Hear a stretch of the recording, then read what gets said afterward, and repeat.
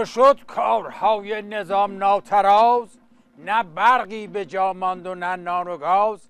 همه راه ها بر نظام گشت تنگ، خلایق گرفتند در کف کلنگ. که کوبند بر بیت سید علی، که باقی نماند دگر مشکلی.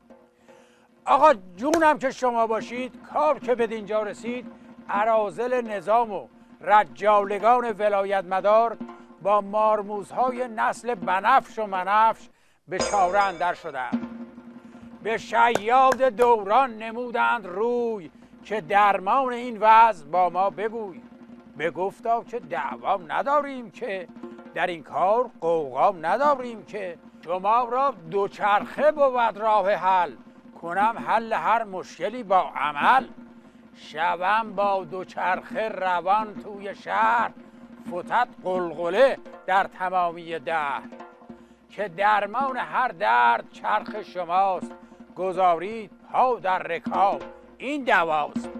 آقا این پزشکیان نسناس با جمعی از اجامر و اوباش کابینه خوشحال و خندان دست به کار شدند. همی گفت و بگذاشت پا در رکاب، روان گشت در اصفهان با شتاب. بزد چند پایی که گردد روان، به ناگه برآمد به گردون فغان. زمین زیر پایش فرو در نشست، دوچرخه فرو رفت در آن گسست.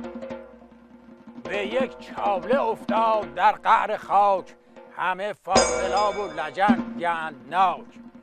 به قعر سیاهی به ناگه همه، فتادند بر کله خامنه. در آن گور پنهان نشسته فقیه، ز خویشش نهد زیر یک شمع پیه. آقا این صیدل نابکار سوراخ نشین، هراسان و ترسان رو به فرو افتادگان در چاله کرد و سر سینجین رو باز کرد. بگفتش دوباره چه کردی پلید، که کارت به مخفی گه ما کشید. بگفتا که فیلی نمودم هوا، که تا مشکلی را نوایم دوا. بگفتا که ای ناکس نابکار، ندانی که کار نظام گشت هزار. بدین فیل ها کی به درمان رسیم، همان به دوزخ شتابان رویم. بده آن دوچرخه که گردم سوار، روم پیش آن راحل نابکار.